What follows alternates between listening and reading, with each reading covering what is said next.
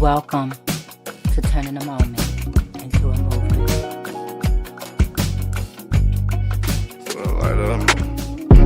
This little light of mine, I'm gon' let it shine. I'm gon' let it shine.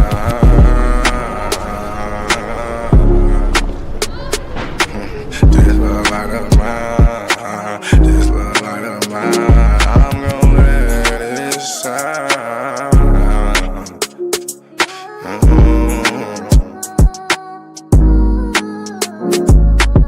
This little light of mine, I'm gon' let it shine. I'm gon' let it shine. This little light of mine, I'm gon' let it shine. I'm gon' let it shine.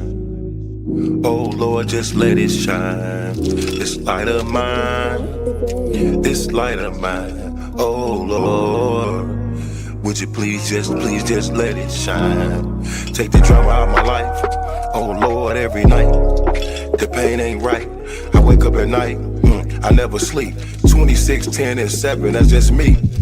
Every day I need a little seed, I need a little fresh air, man, I need to breathe. All I know is trauma, all I know is tickets, all I know is no visit. All I know is a mission to get straight up out of prison. Lord have mercy for it. Lord have mercy on my people. Preacher Mary Washington and all my real. Lord have mercy with my people. I pray to God, we really need you. When I was down bad, when things weren't going right, every time I prayed at night, I put my hands up in my face. I said, Lord have mercy, little light of mine. Lord God, please let it shine. It's the drama that I live in my life. I swear to God, I was a bad guy every night. 10 toes down, salute. Everybody suffering, everybody who trying to make a way. Everybody looking for the sky, everybody looking for that piece of pie. In a law library, I know what that feel like. Hoping that somebody get active and involved in your situation. Man, pop your collar and pray.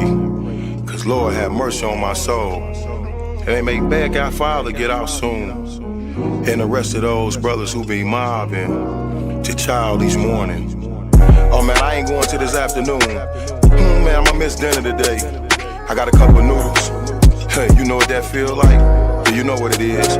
And if you a victim of a wrongful conviction, suffered and served by Ken Worthy, then I know that you know what that pain feel like. And your mama know what that pain feel like. Your father know what that pain feel like. With that light, let that little shine. Let that light shine, a little light of mine. Bad guy, doughboy, weak, all these great people in this great world of ours. 10 toes down, salute. I appreciate you, bad guy. I appreciate you, weak. I appreciate the tech. I appreciate everybody in the studio. We gonna pop off that LV, ooh-wee. Cause that's what they be liking to see. But I hope you hear the missing when you see me fresh. Ooh. Salute. Salute. You do good, bro?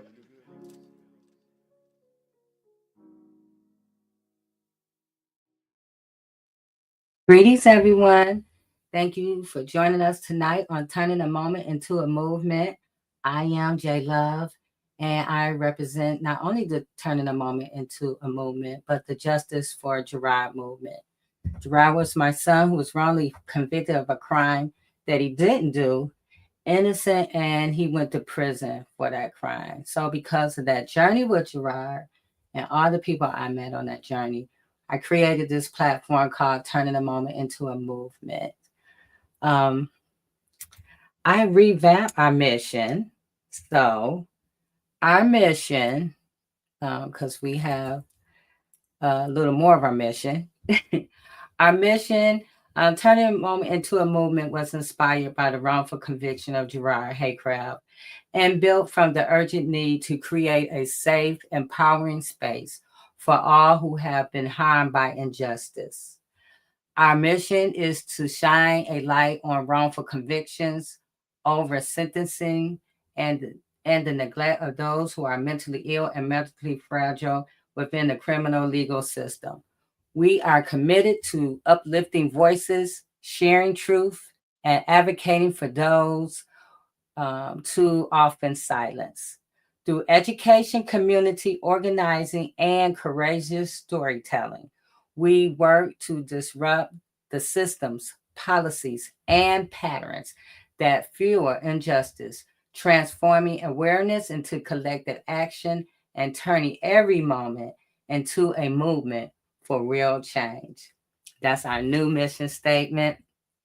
And thank you guys for joining us tonight. Um, Last week we took off. We were tired. We had so much going on. We had Wrongful Conviction Summit, which Trische will be on soon to talk about the summit. We'll give a little summary of what happened there. It was really great. And I really were, of course, every year that we work with the students out in UFM, the summit is always a great event. And the next day, we had a peaceful protest out in Lansing to uplift Crystal and all the women at Huron Valley.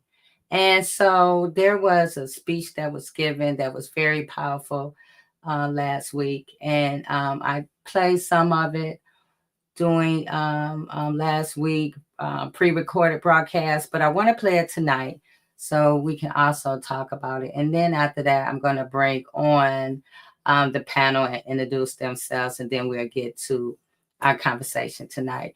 But I just want to play some of the speech from last week. Everybody, my name is Keisha, and I'm a member of the General Defense Committee, which means that I am an abolitionist who believes that the masses of people who have been attacked and brutalized by the police and prison system are the ones who have the vision and ability to create a better world than this, and I fight for our power to do so. Every one of us here is proof of generations of people loving each other, making choices to build something together in a society not designed for care, for love, or for support and compassion. No matter how hard, no matter what pain, no matter what mistakes are part of the path of your lineage, your existence here today is proof that you are part of a history of people coming together to try. Your existence here today is proof of someone in your life choosing to try to take care of you, feed you, support you, no matter what they did to make ends meet, no matter what mistakes this abusive society has tried to say they made along the way. Thank God you had who you had, whether prison tried to swallow them whole or not. If you have a sister, she is now gone. If you have a mother, a grandmother, a daughter, she is now gone. No matter what she did or did not do, she is now gone from your life, except maybe once or twice a year by a clinical pat-down visit or by 15-minute phone call increments, few and far between, where her tinny voice pleading for help for her bleeding ears, her physical pain, the mold in her lungs, begging for her safety, telling you she loves you, is interrupted by an automated message telling you every 2 minutes that your time is almost up. For Crystal and for all the women in the mold-infested box that is WHV prison, for their families growing older without them, I'm demanding freedom. I'm demanding liberation.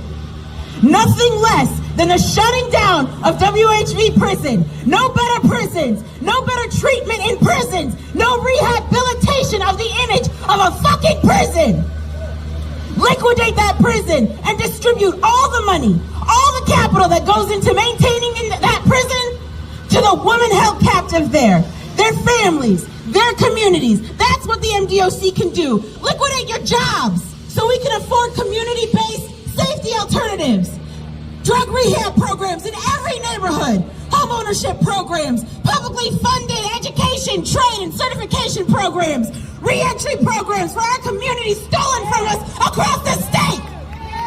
And then never again, never take anyone again, anything that has actually been proven to reduce recidivism and support families and neighborhoods ravaged by cops and prisons, instead of this maggoty, mold-infested box. And being fed this lie, we're supposed to believe that our prisoners are more dangerous than the society that leaves them to die, that tries to convince us they're deserving of death. Let's be very clear that this prison system that feels so inescapable is a creation of the 1980s in response to the incredible civil rights and liberation movements of that time. And when people don't have enough vision to imagine a life beyond it, they talk about the dangerous people held behind bars. Our mass murderers are in office. Thank you very much. Let prison guards get real jobs. Let the ombudsman get a real job. Ombudsman Keith Barber would do more for Michigan working at the local corner store than his role in actively upholding the local woman, mother, sister kidnap developing structure of WHV prison.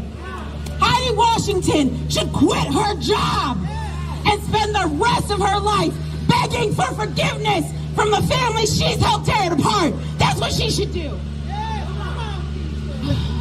Let this administrative moment remind us that every prison is a threat against those of us who cannot excuse the status quo, who cannot survive under this status quo. But let's not conveniently forget that this has been the truth here for millions of us, poor people, black people, people of color, immigrants, queer people. Whether we have a Democratic administration, a Democratic governor, city council, and so on and so on.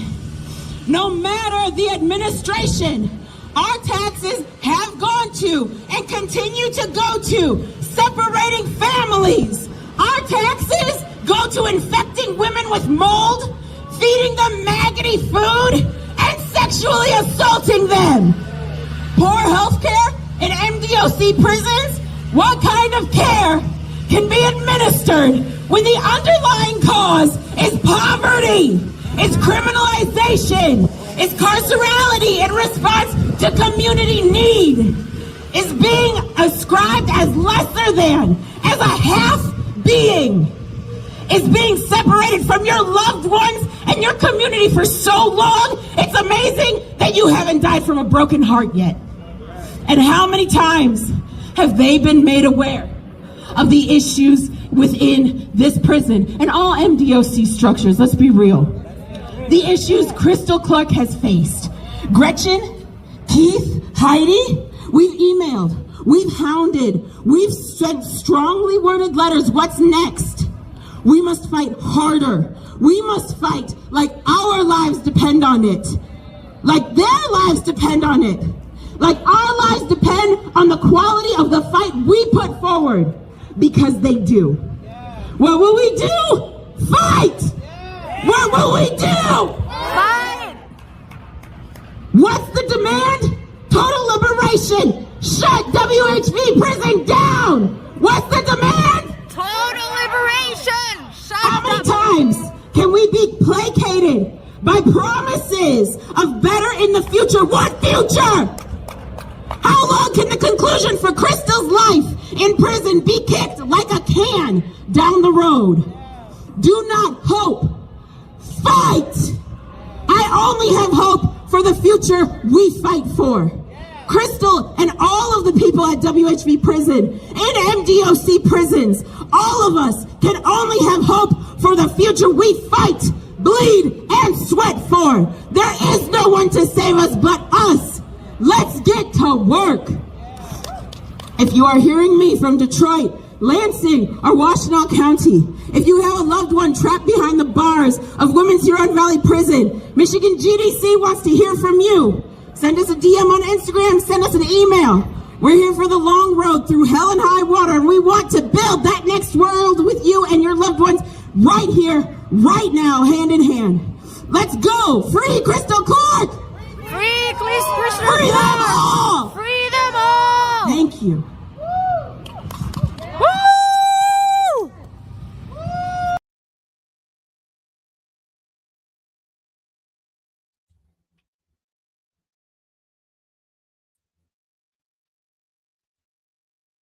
Wow, that was a powerful moment from the rally last week.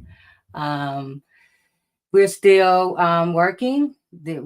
We haven't stopped, and we won't stop. As a matter of fact, on next Friday, we won't have our show as regular. We're going to have a National Day of Prayer for Women at Huron Valley, and you're going to be able to watch it here on this platform. It's going to be at 11 a.m. Friday morning to 12 noon next Friday, and we're going to show it again Friday evening. So join us. If you would like to participate in the prayer, you can reach out to me or Trische, send us an email, or you can contact me personally, or send us an email at turning a moment into a movement at gmail.com, and we will get back to you We only have so many spots for the prayer. The prayer is going to be for an hour online live. So just slip me an email, give me a call, send me a text if you'd like to be a part of this event. We have a lot of people who want to be involved, so the spaces are limited. But yes, we are praying for the women at Huron Valley next Friday here live at 11 a.m. So we are continue our calls to action for Crystal and all the women there that are impacted by the toxic mold. So just stay connected with us for more calls of action. But this is something everyone's been asking, what can I do? What can I do? We can all pray. So let's come together and pray, because when we stand together in prayer, breakthroughs are possible, and justice, healing, and deliverance can be birthed. So thank you for that. So now I see Revatia's in the house. Hey, Revatia. Hey there, I hope you can hear me okay today. Yes. How are you? How are you? How are you? I am wonderful. I'm wonderful. Did you I'm hear glad to be here. That strong word from the rally from Keisha? Yes. Yeah. You know, I think that when people are coming in their authentic selves with the fire that they have on the inside of them, you know, it is contagious, and people are hearing and listening and understanding that what was told to us has sometimes been a lie. And sometimes we'd rather believe the lie over the truth. Sometimes we want to, because why? Because the lie sometimes feels good. The lie feels better sometimes than knowing the truth, you know. But the reality is that that place needs to be condemned. It needs to come down. It is not healthy, you know, and so the efforts are not in vain. I'm so glad, you know, hearing about the reports and everyone coming together and the different changes that are happening on so many different levels, where people have said, yes, I'm joining at where I'm at, what I'm doing, what I'm able to do. And so Jay, I'm so excited, grateful to you and to Trische and to all of those who have joined together on many levels on the campus of University of Michigan, and those who are igniting all across Michigan to really bring this to pass. And not only in Michigan, but all over the country now. People are listening, hearing the story, because Crystal's story is not unique. She is one of millions who are suffering in ill conditions. And it's time for this to stop. It is time for people to come home.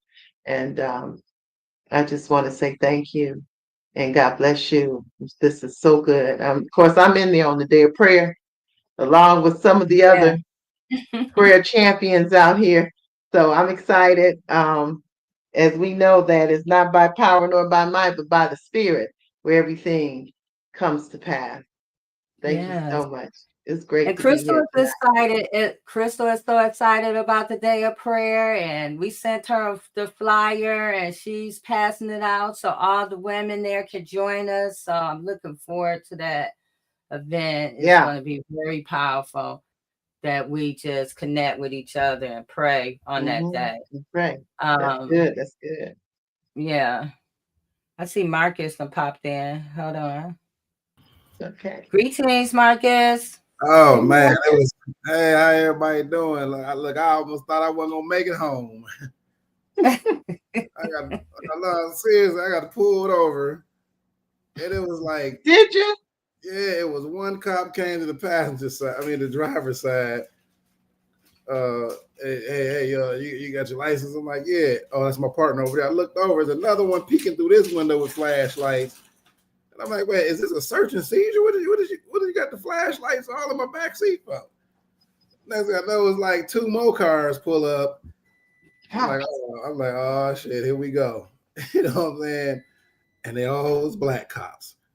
And So I'm like, yeah, do you mind if we search your car? Nah, but here go my ID, here everything you need. I'm not getting out this car though. Sorry about that. Right. I ain't gonna be a tight. Yeah, why do they need to search the car? For traffic. I don't know. Probably, yeah, just is honestly, with the system of policing that we have now, it's still racial profiling. No matter what color cop you are, a black man in a mink and a Cadillac is a drug dealer, and it's disgusting. Like we just can't like nice stuff, and that's how I took it. That's because the system is racist. It's the whole system. The system, and so when you become that part of that system, you act the part. Right, and that's why did they say that you did a violation, or they just stopped you? Why? Because they thought you looked suspicious. Why did they stop you?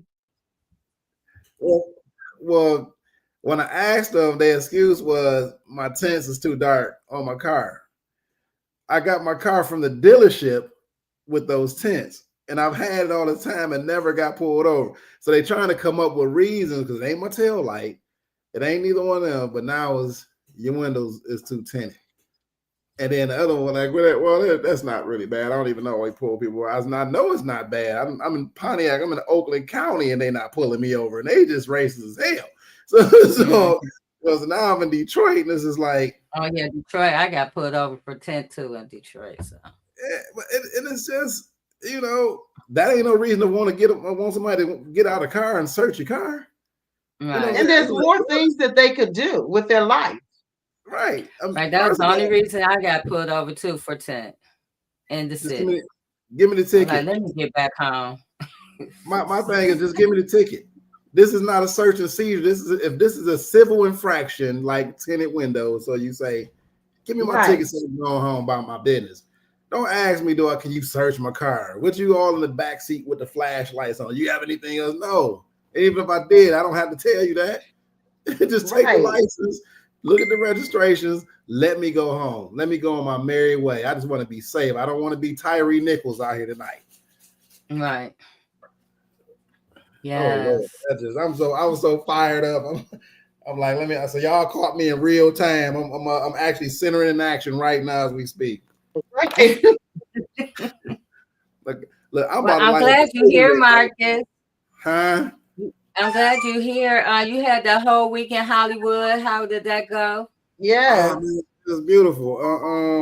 It was beautiful. I got to catch up with some of my cohort peoples. What I'm saying, getting ready to start shooting our films now. So I got to get with J Love. I know J Love. I just got my car back today, so you got to bear with me. But I got to start getting my interviews and stuff now, so we can actually start working on our documentaries and stuff now. So, and then we only get 4 days, to actually get all my film and stuff done. Then I got to focus on my music, who's going to do the music for it, and B-rolls and stuff like that. So I'm excited about it, actually. Yeah, I'm excited too. Yeah. So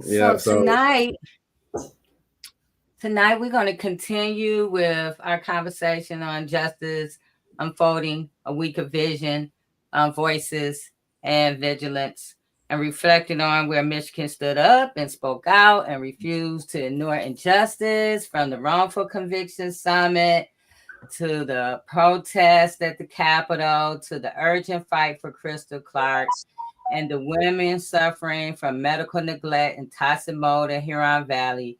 There's been a whole week full of truth-telling and accountability.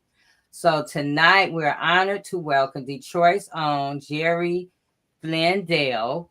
And I got a little bit about him I want to say, because I had to get his bio, because he is a legend, you guys. Yes, he is.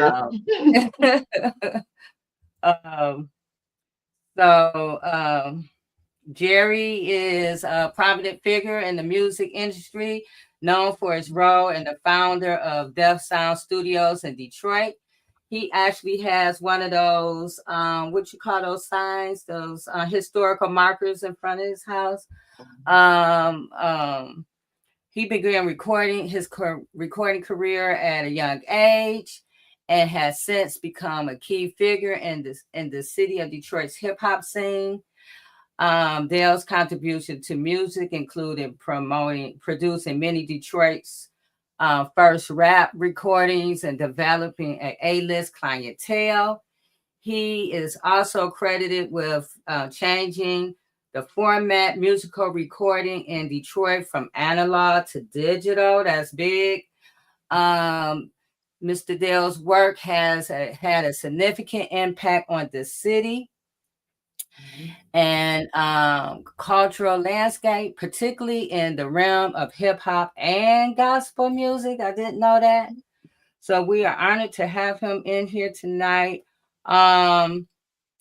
Mr. Jerry Dale, because we've been talking about, and I've been posting about all week about the issues in the medical and the health care for Black women.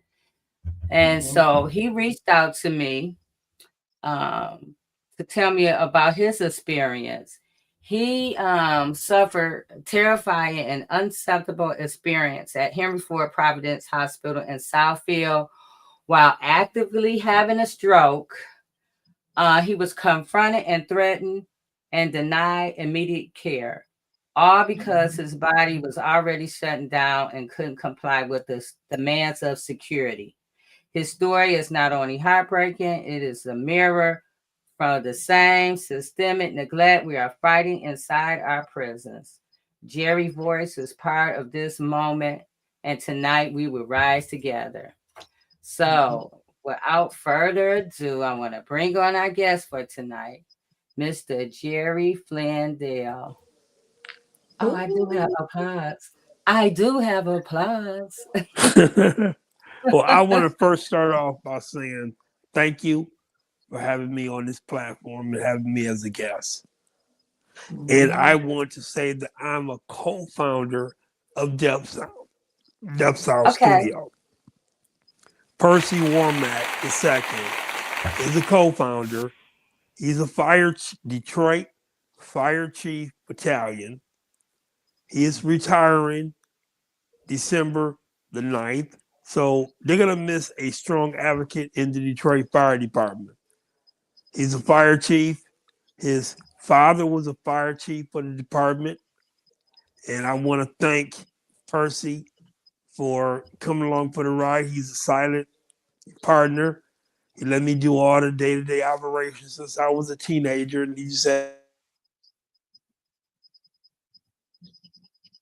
is the late, great Lamont Dozier from Holland, Dozier, Holland. So I want to give that part of the introduction. Yes, thank you. Yes. And I am the co-founder and chairman of the board of the McKinney Foundation, along with Dr. McKinney, Dr. Tia McKinney. So I have a health component background. It was very unnerving last week when I sit back and think about how I was threatened to arrest if I didn't take off my belt and I didn't comply. Well, I couldn't use the right side of my body, so there was no way in the world I could have took off my belt. So that was a non-starter. Now, I go into the hospital and I kind of sort of tell them what's going on. It's hard to convey what's happening because I'm having a stroke. So we go in the VAC. So while I was there in triage intake, I told him, I said, my cousin, I have 3 people that I want to have a part of this process. Kimberly Blackman, which is my cousin, Vicky Thomas, who is also my cousin. These are my two of my strongest advocate cousins. And Vicky Thomas is the communication director for the mayor, for Mayor Duggan's office. And when I was in there, I asked them because they were acting really stupid. And it was like, I just felt like I was not going to get the care. I said, look, I want to contact Councilwoman Angela Calloway, who is a very strong advocate for people Yes, she in the is. community. Mm-hmm. District number 2, very strong advocate. This is one of my strongest advocates that I know that if she's contacted, she's going to get things done immediately. So I'm in the room. I can't call her or call Vicky or call Kim because when you're in the room, when you get the CRT, it was no way for me to communicate at all with no one. So I had Councilwoman Calloway's keychain around my neck, and they were more concerned what was my relation to her than it was me getting the help. And I guess they got spooked because they saw the keychain around my neck and they saw her name and her number, and they got very spooked as to, was I going to sue them? Was this going to get out in the media? They was really spooked. And I'm sitting up here like, look, I'm trying to prevent myself from dying from having a stroke.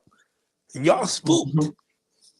They should have been spooked because had I not had that keychain around my neck, I wouldn't have got proper care immediately. I guarantee you that. They had no intention of giving me proper care.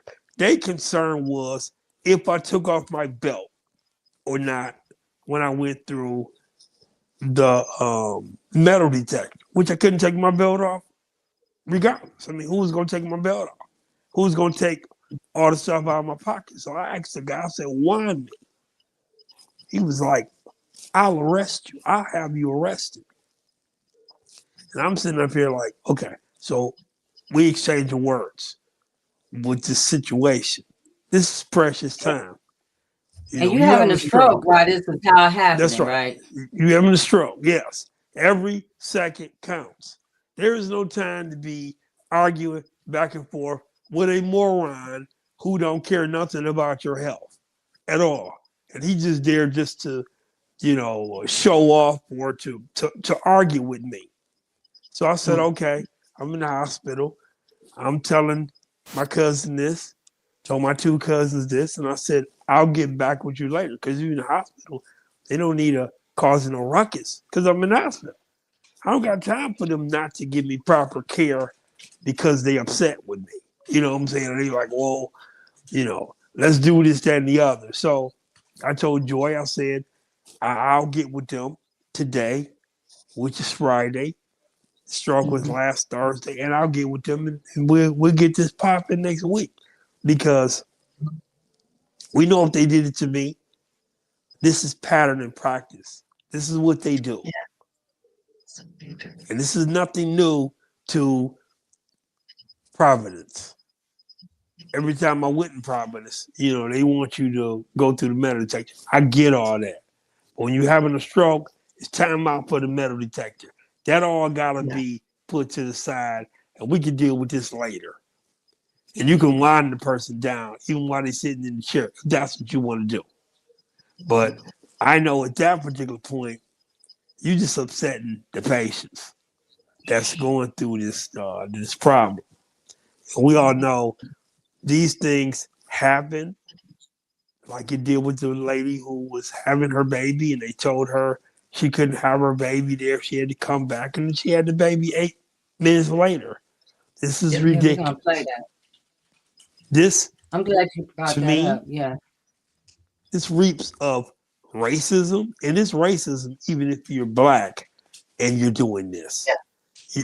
When you're Black, because you are, well, they are just going with the commands that they've been given. They've been given this authority. They've been given this authority to do this. Mm-hmm. This is crazy that they have this authority to arrest a stroke patient. This is totally out of line. It is immoral. It is unethical and illegal. It's illegal to arrest a person having a stroke because I didn't take off my belt. What are you on, some power trip? I didn't come in there power tripping. I came in to get help.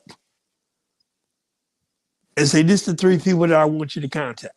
Because when you contact these three people, I know it's going to be some advocacy.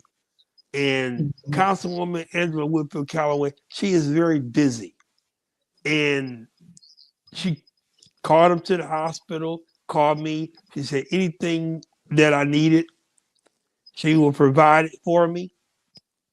Troy Muhammad, who is Minister Louis Farrakhan's right-hand man in Detroit, he contacted. He said if I needed anything, he said he wanted to come see me because he wanted to put his eyes on me. Because he, needed to know where I was at and this, that, and the other. Pastor Mo came to the hospital. One of my friends, her name is Monique. She's a nurse practitioner.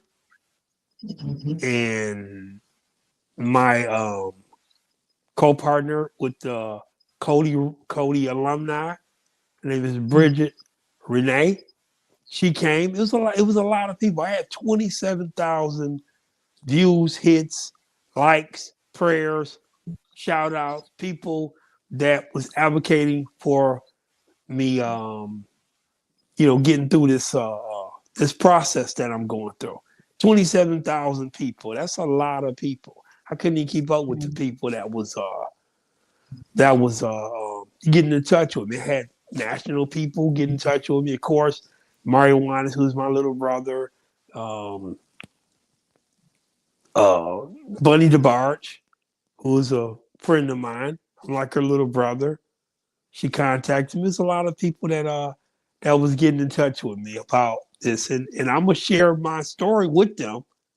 So we're gonna branch off with this, and we're gonna get some help, and we're gonna get some correction at Providence Hospital. We're gonna get some real serious correction. I was going to ask you, did anyone apologize? Did they come and talk to you? Did anything happen No, after they didn't this apologize. incident? Well, some of the nurses there apologized, but administration, they didn't. I didn't get in touch with the top administration there because I'm in the hospital. I didn't have time to be on some real, rah-rah advocacy while I'm at the hospital. I'm there to get help. I don't know what they're going to do to me. My life is in their hands at that particular point. My cousin knew, and she already said that we are going to address this. But at that particular point, there was no time to address what I was going through because, we talking about a stroke. We talking about life challenges. Right. I had no time to be sitting there like holding a rally in a hospital, and I'm a stroke survivor. Right. And this was like 8 days ago. This was 8 days ago. Yeah, and I'm just able to, my hand's still messed up because it affected the right side of my body. So my arm and hand is still tingly and numb. My face, my right side of my face is still numb and tingly. But, it's thank God that I'm blessed by the best and I'm working towards recovery. And I want to say anybody out there who's not taking their medicine, please take your medicine. The people that's on Facebook who telling you, try nuts, berries, and, this, that, and the other. That's fine. That could possibly work. But if you had a stroke, you ain't got time for nuts and berries. You got to take the medicine until you can get better. Then you can wean yourself off of that.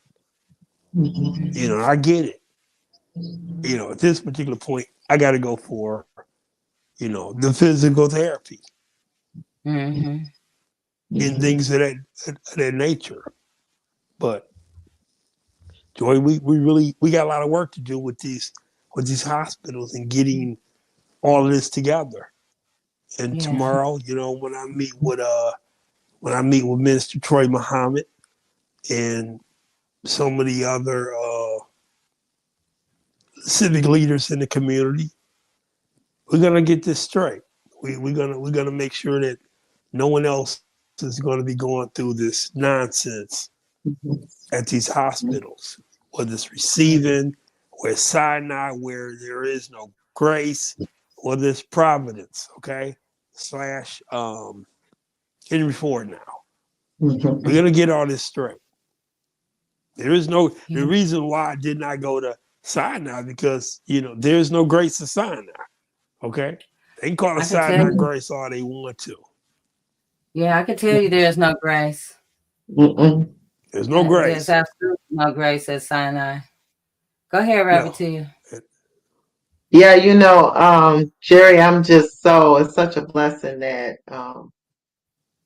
you were able to pull through regardless of what the shenanigans that they were doing. You're so pivotal in the community. And I'm not, the sad thing is I'm not shocked, because this has been an acceptable way of behaving that these hospitals have done through the years. And you can tell through the culture of the hospital that the intention is not to help the people. And the sad thing, and I think I really want people to understand that you are seeing your own people inside the hospital. Absolutely. We're doing this to each other. Yes. Yeah, and the behavior is atrocious. And a friend of mine, Jay Sanders, who was a broker, many years ago, I was at a club, I got shot, and the bullet had moved out of my arm, and the doctors was afraid it's going to go to my bloodstream and go to my heart. And the fragments of the gunshot. We went to Sinai Grace. I sat there, signed in. We went to St. John's on 12 Mile DeQuinder. I got, waited on rather quickly, made an appointment for me to have my operation there. He removed the gunshot and the fragments, came chilled. We did something else, went back to Sinai Grace, and they still had not waited on me, which was hours later. Then I left and came back 18 hours later, and I still had not been waited on. Well, this was in the 90s, so I'm not going to say this was like last week. This was in the 90s, and from that point, me and Jay Sanders, we still talk about how Detroit does not have proper care for its for its citizens. Mm-hmm. And then, as we say, this is the same medical neglect that shows up in different systems, but the same patterns. That's right. That's right. The same patterns of neglect. The same, we talking about it, you, Jerry, or Crystal Clark, not being heard, not being seen, not being, taking the information in and listening to you, not providing care, slow to act, the same patterns. So, well, I know that I could have ramped things up very quickly and very loud. And then I would have got a different care. But when the doctors slowly start understanding my position in the community, they act in kind to that. And they acted in a response to that. Okay? But I was not there to have some big hoopla saying, oh, this is my position in society, and here I am, and I've been in every patient in this hospital. I was not there for that. I was there to give care, and I wanted to care, and I wanted everyone to get the proper care that everyone deserved. And I'm going to say that there's some things that need to be desired at the hospital at Providence, Henry Ford Providence, that need to be fixed. It needs to be addressed. It needs to be fixed and addressed immediately. Now, the old Jerry that was a lot younger, I would be hooping and hollering and screaming to the high heavens about what was going on. Now, I'm almost 57 years old. So I've been through a whole lot. So I know to do things a little bit different administratively. And I know that once Troy Muhammad come and visit me tomorrow, and Jay, I will definitely put you abreast of what's going on. Things are going to change and heads are going to roll. Once I tell Councilwoman Angela Whitfield Calloway about the service that I received at this hospital, things are going to change.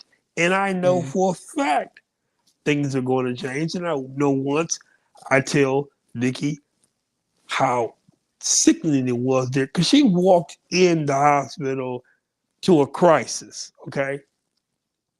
She walked in, it was a crisis that was going on, and the doctor that was there was explaining to her my medical condition and the crisis I was in.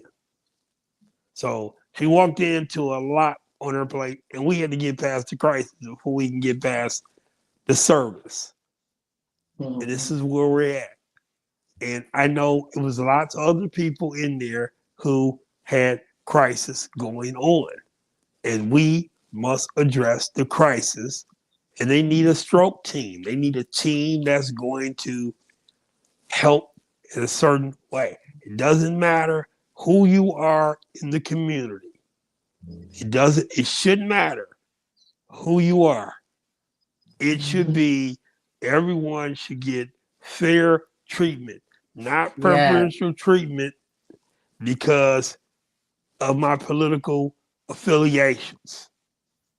But that's what they wanted to happen there at the hospital.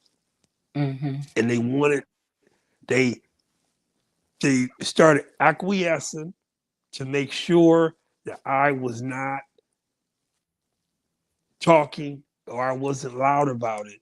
And like, okay, we're going to make them very comfortable. But the damage was done from when I walked in the hospital, how it was, I was treated. The damage had already been done. And the gauntlet had already been thrown down. And because of that, this is where I come in with my advocacy. And trust and believe me, this was not something that I anticipated on doing. Because last Thursday, I didn't anticipate having a stroke. And I didn't anticipate, now I got to have another cause and another fight. But, hey, God put you in these positions for a particular reason. Yes.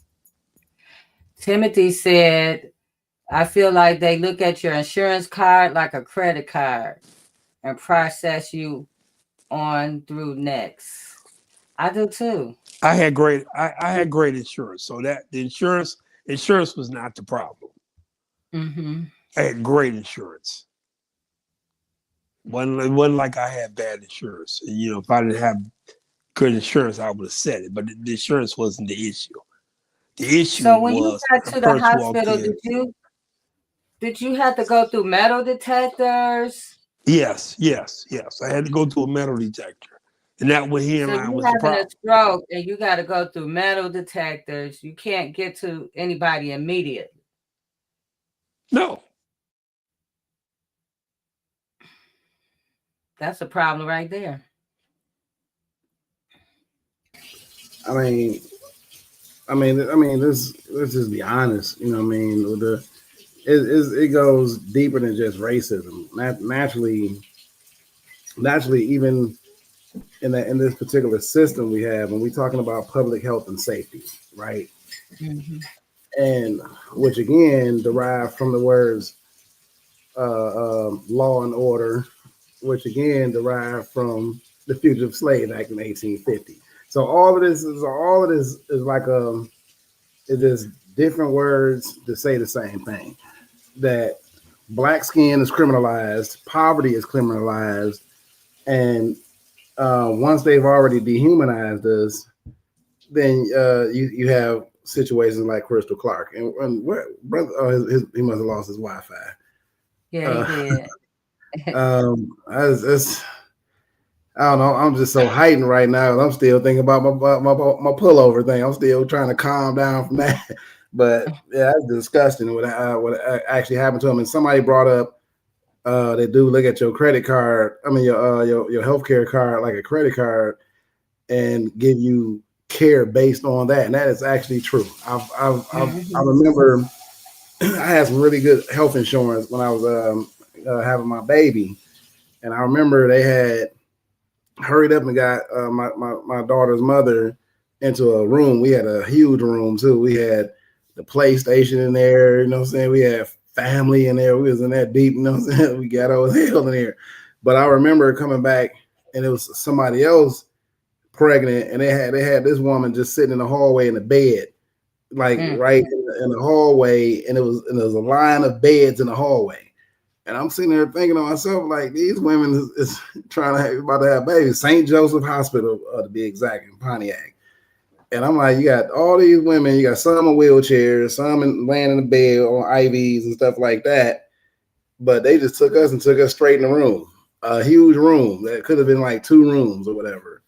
And then when you go to where they actually take the other people with, I guess, not so great insurance, and then they doubled up damn near in rooms. You know, they got a little curtain separating all of them. You know what I'm saying? So it was no comfort. They was nasty. They was kind of rude.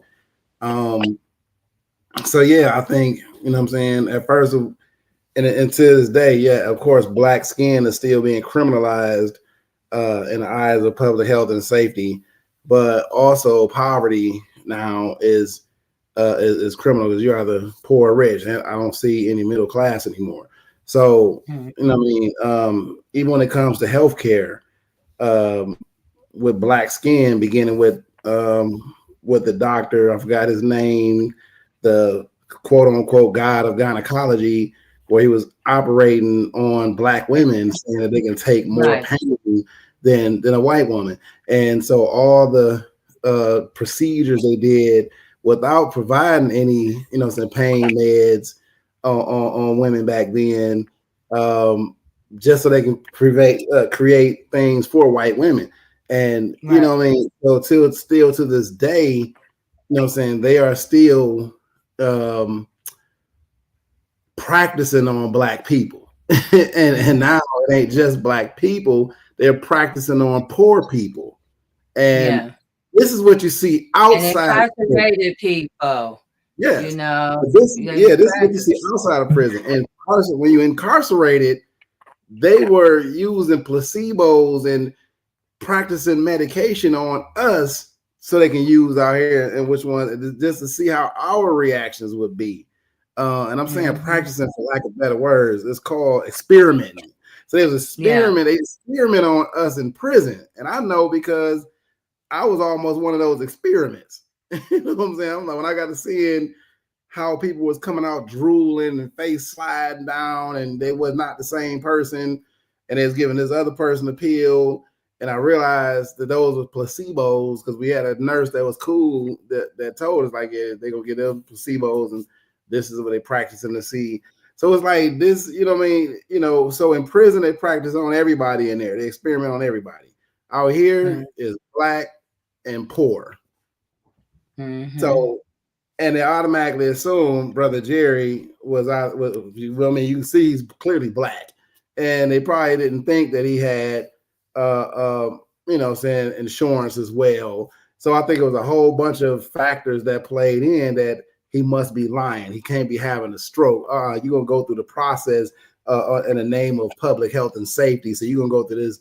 Then never mind that this brother's having a stroke. Never mind that you're making him uncomfortable, that your life is in his hand and he depends on you to save him. So now you got to bite his tongue, shrink, just so you can feel good about yourself to even consider giving him care. Which means at the end of the day, it's just another case of the dehumanization of a human being. That's all I'm saying. Look at this, you guys. I got a video. Physical Health of Olympia Fields kicked me out after having a stroke in the emergency room. Trigger that proper care is not able to be given at a hospital. Like that healthcare facilities need to stop. I was given head medication after I had a stroke. Provide me with the walker because I'm not able to walk. But then when Franciscan Health says the doctor that I've never met before discharged me and I have to go. Fall risk. You left me here to be escorted out the building. Huh? So they put her out the hospital after having a stroke. Huh? Crazy. Are you This is serious? one of the yeah. That's This not an is the AI. same hospital system that the lady was put out of that had the baby.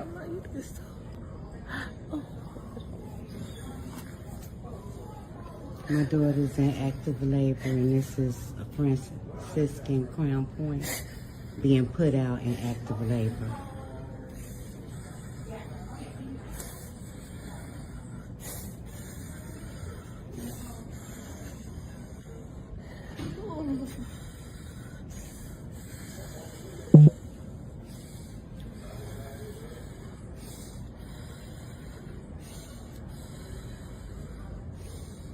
So we gotta transfer her to a different hospital.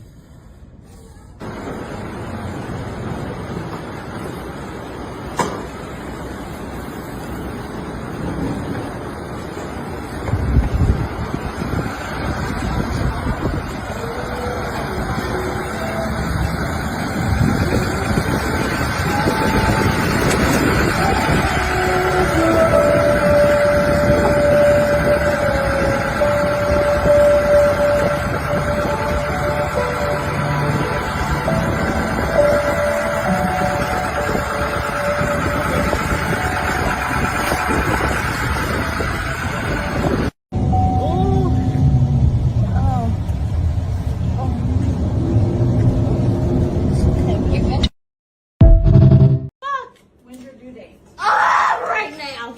Is your due date 11? What?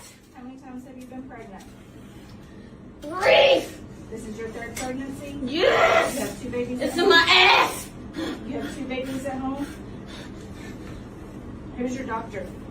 Lang is her doctor.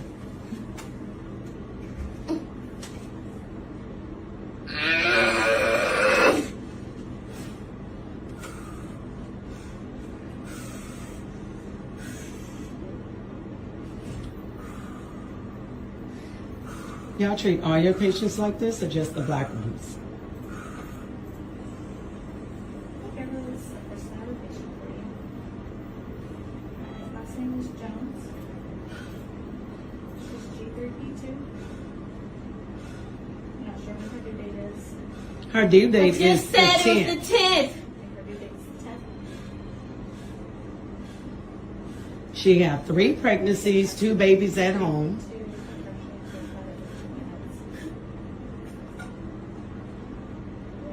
I bet y'all listen next time. When you found out you was delivering at this hospital, your ass should have changed doctors.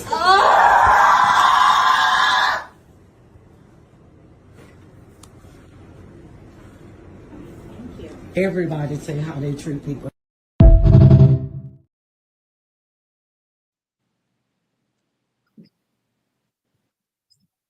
I don't know. I felt like a little snatch 'em up should have happened on that nurse.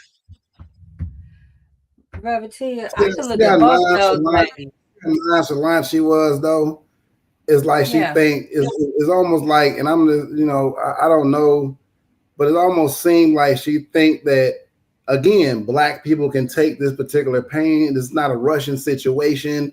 You know what I'm saying? So it's like, so what? You know, so I'm gonna go through these procedures. You're gonna sit there in pain. You're gonna suffer. Psychologically, I don't think black people actually feels that amount of pain like a white woman. Yes. Wow. It's expected. It is expected for black women to take on more pain. And this really irritates me to no end. And you see it across the board. You see it in any state in this United States. It is an expectation that black women are able to endure more pain, more hardship than anybody else. In that moment, I don't know, like if that would have been my daughter, I know I would want her to get care. But at the same time, I'm not sure.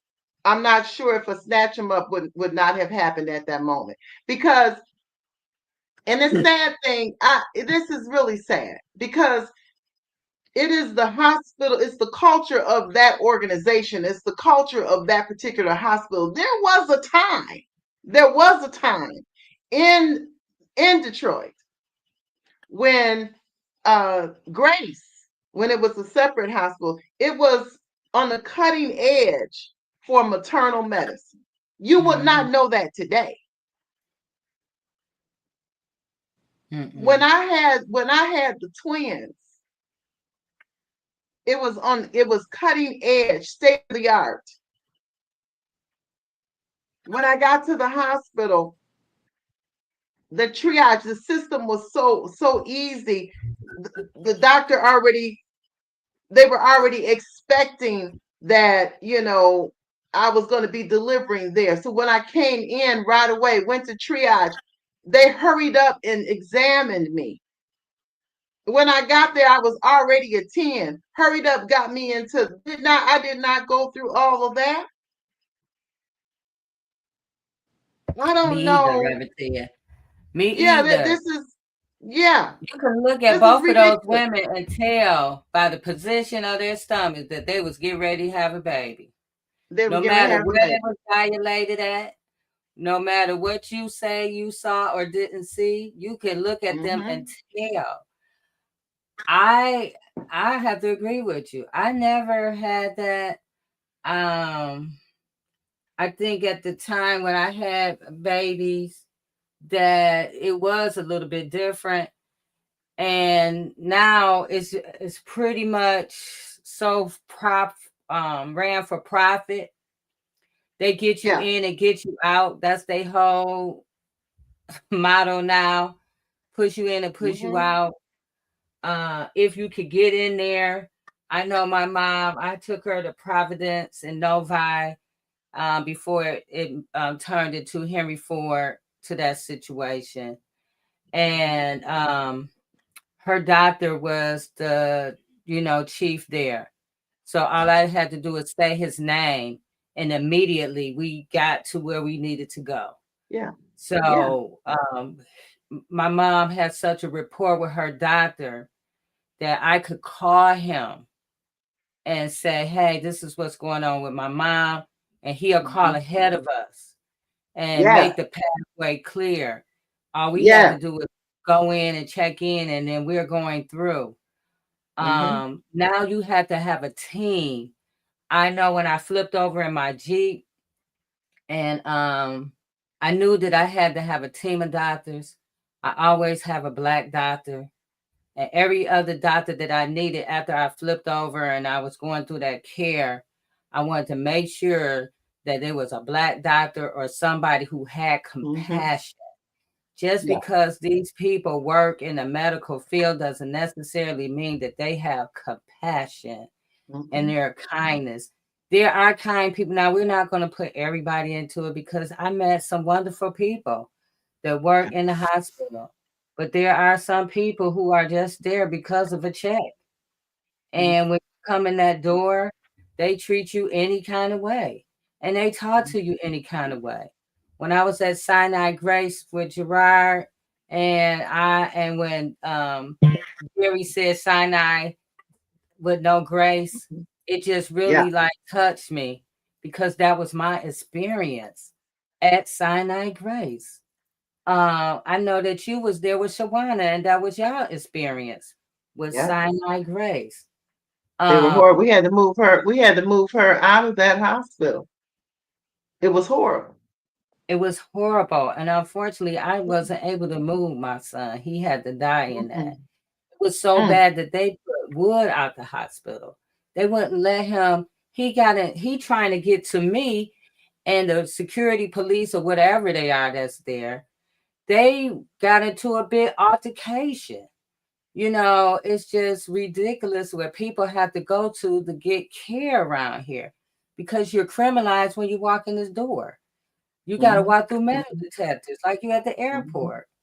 Why do and then I go out here in the suburbs, there's no metal detectors. I can walk right through to the hospital. So it's just, I'm just so grateful, Jerry, that you're here tonight to speak on your story. I am not surprised. I'm shocked, but not surprised of the experience you have, because so many people are having those experiences and not talking about it, but we kind of normalize it like it's okay. And that's why we have this so disconnect when we're talking about Crystal. When we're talking about what's going on in that mold infested prison, people want to know what she did. It's more important about what she did or didn't do than the mold that's growing out her ears, than the mold that's growing on her chest, than the mold that's growing out her nose. A lady just died in there on Sunday. Yeah. And we don't have any capacity because we normalize bad care. We have to know that we are worthy of great care. And that if I come in here with my insurance card, and I or not, don't you take an oath to take care of people when you walk in here? And should it be a place of healing, and you come in there with respect and not somebody trying to arrest you because you're having a medical condition and you cannot, go by their commands, taking off your belt and all this other stuff. I'm trying to get help. I don't have time to take off my belt. It's just ridiculous. And that we have to do more to advocate for not only ourselves, but each other. And if the longer we stay silent and we don't say stuff and we don't do nothing, this continues. It becomes the norm. And then when we speak on it, other people that don't look like us think we're just, complaining. But no, it is not. You don't have the same issue that we have. You could go right in there and nobody's questioning you. I'm sure if a white woman came in the hospital with mold growing out her ears and out her nose and stuff and all on her body, there'd be a different type of move, an urgency of help for her than it is for these ladies that we're talking about. And because we're the taxpayers, and we pay this $2 billion a year for this operation to run, I want my $2 billion, my portion of it, how little or small it is, to be helpful to those people than lining your pockets and not doing nothing. Like the article that just came out this week also about how they have $19 million in a fund that they're not using it for what it's intended for. So I just want to say, I had to go there because this is crazy. Go ahead, Jerry, and then Marcus. I want to ask, when you're in this situation, when you're in this situational ship, we have been conditioned to code switch. Now, we really want to lash out, this, that, and the other, act a fool. But we've been conditioned that if we do that, and these people got needles.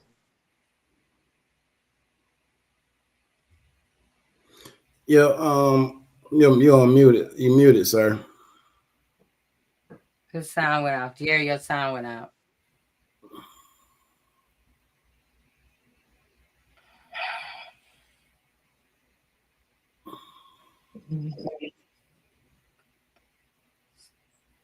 Try it now, Jerry.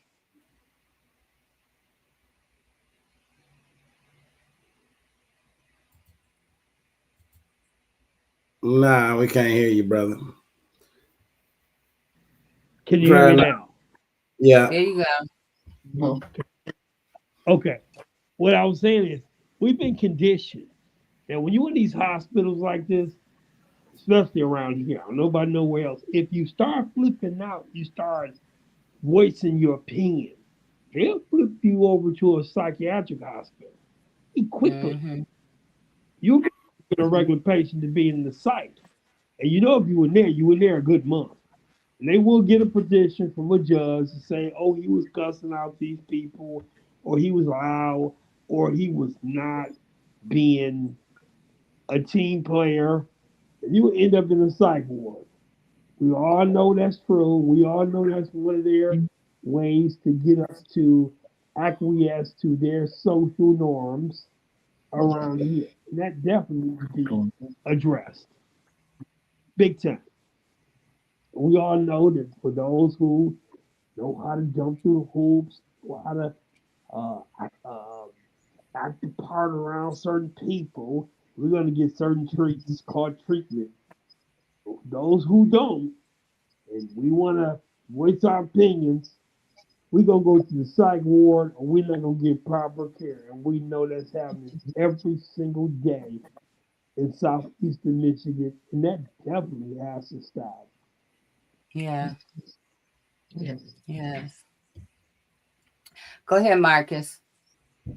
No, I lost my train of thought, but I was just kind of thinking, one, when we think about the lack of care that we see happening out here, including what we just the disgusting things that we just saw.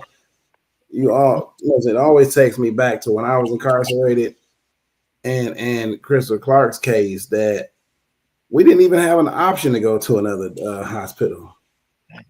Mm-mm. You know what I'm saying? You just kind of stuck there. You know what I'm saying? So you're being tortured, being murdered, actually. You know what I'm saying? The system is murdering you. And like in the Crystal Clark case, we can see mold growing out of her ears, nose, or face slid down. You know what I'm saying? You watching her being murdered in real time. And like you mentioned earlier, the only thing people say, well, what did she do then? Why did she do that? I'm like, what the fuck that got to do with her being murdered? You know what I'm saying? And I always say the word rehabilitation is always disgusting to me, because you can't rehabilitate people that has never been habilitated.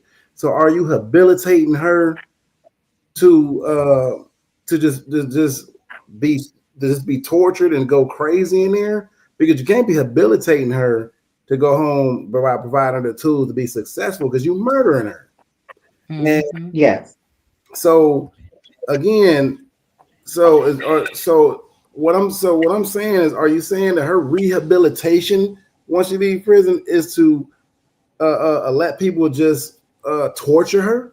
Is that the habilitation and the rehabilitation we're talking about here? Because if you can't see her as a human, if your first thought would go to what did she do to get there, rather than why are y'all not giving her care?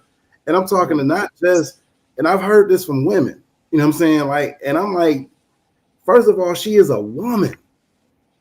You know what I'm saying? And even men, she is a woman.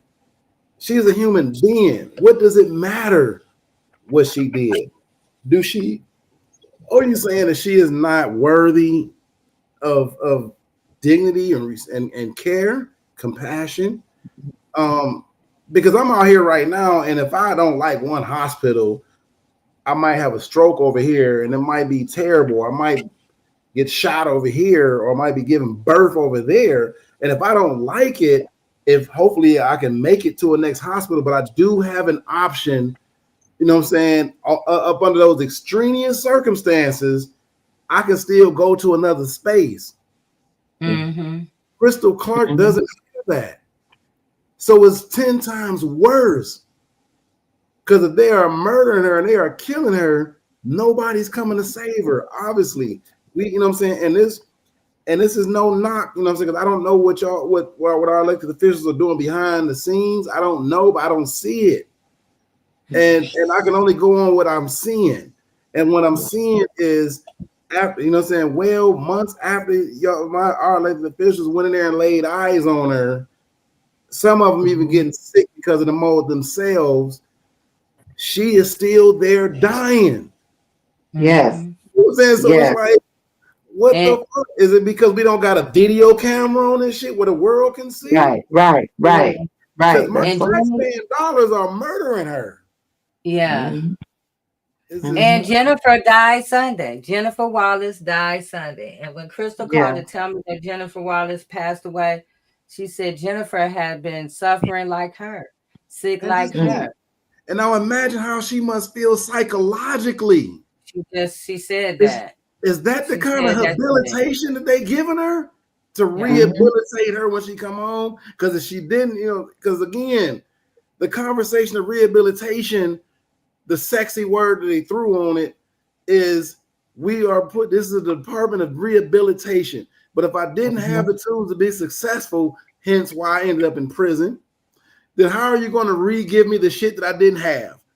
You know what I'm saying? So now what I'm going to condition, you are conditioning me then to allow you to torture me and be just that. Because did she just watch somebody else die from the same shit she's fighting for? So she's not trying to work on, you can't focus on your mental health. You can't focus on those things when you're being tortured. Like like really torturing. I don't know how I feel if I have something growing on my ears. I'm gonna do like this all day. I can't pull it out. I mean, can you imagine weeds or whatever fungus in your ear? Like as a human being, that makes me get chills. So I don't know how the this is done. Right. And just like I was telling the Jerry, this is the same, two different systems, but the same pattern.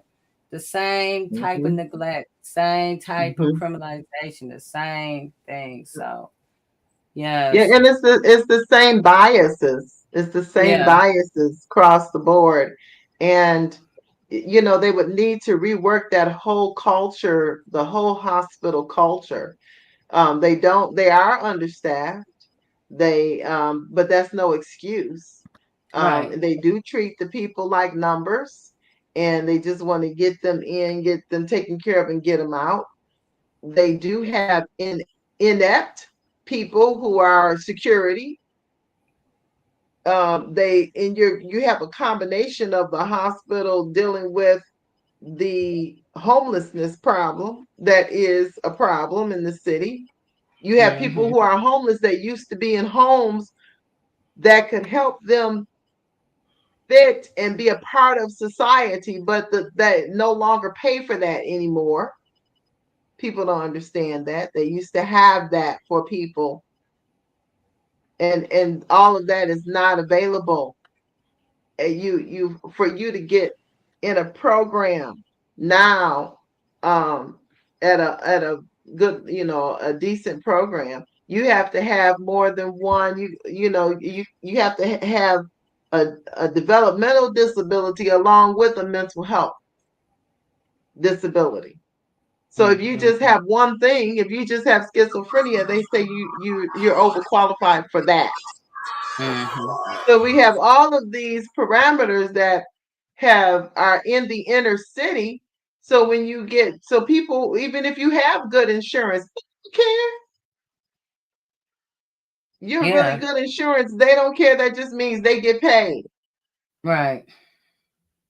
And it's really ridiculous, and after a while, if we begin to develop our own health system, when you start having where you have birthing places where these doctors aren't getting paid, then they're going to want to try and make you go to the hospital. But we need to do something else, because it's not working.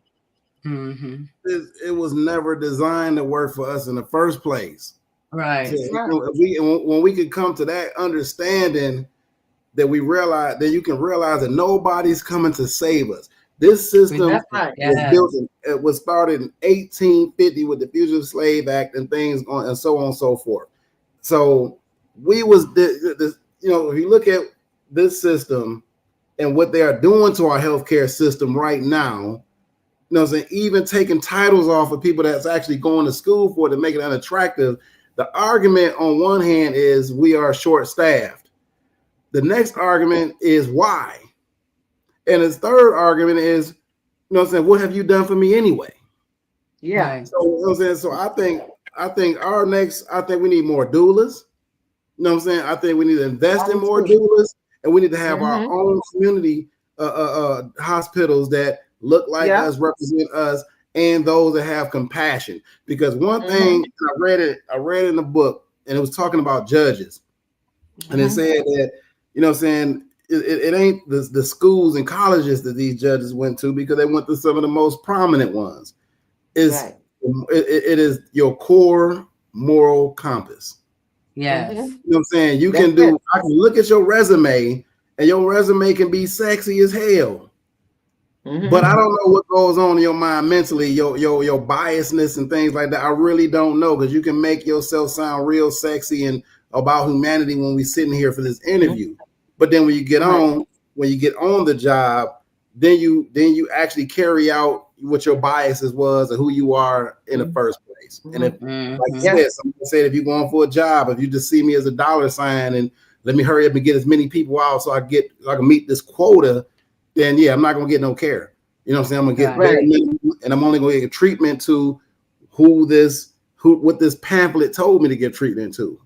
And that pamphlet was told to give treatment to somebody who has money. You know what I'm saying? And who doesn't look like me. So like such as the Constitution. It wasn't drafted to include me. You know what I'm saying? So let's just be honest. We grasping at straws and we thinking about all these different talking points, but the bottom line is, until we actually speak out in front on and get those platforms, but they would never give it to somebody like me or you. You know, so they would never give it to us. They don't want to hear that truth.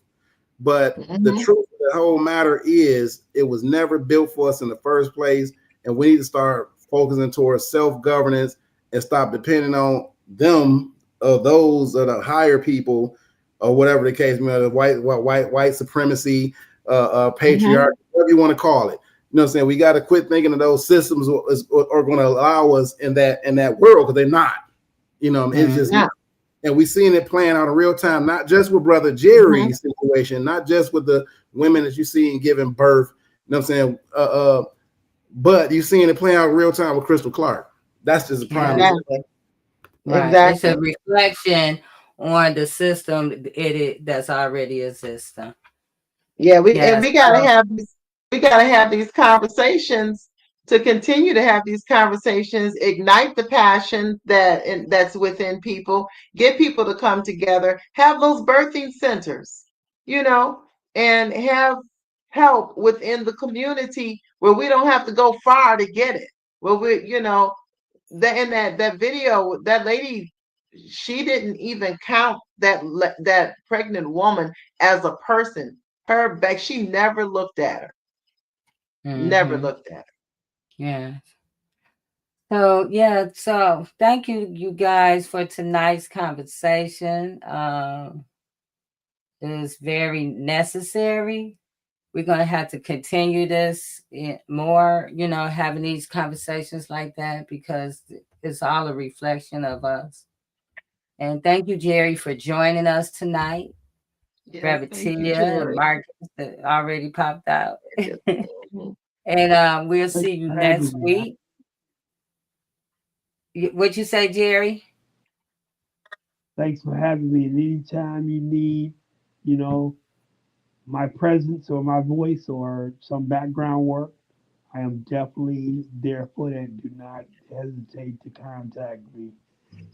I work really good in the background. You don't have to be invisible, but I'll be working. Yeah, we'll be calling on you. Jerry, tell my other sister Tia, tell her Tia said hello. I certainly will. All right.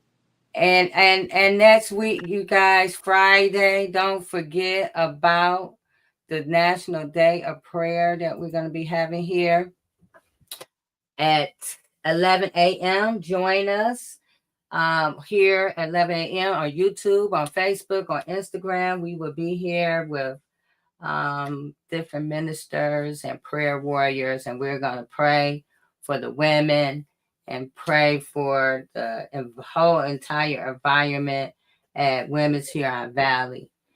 And thank you for joining us tonight, and we'll see you next week on Turning a Moment into a Movement. Good night. Just a light of mine. I'm gonna let it shine. I'm gonna let it shine. Just a light of mine. Just a light of mine. I'm gonna let it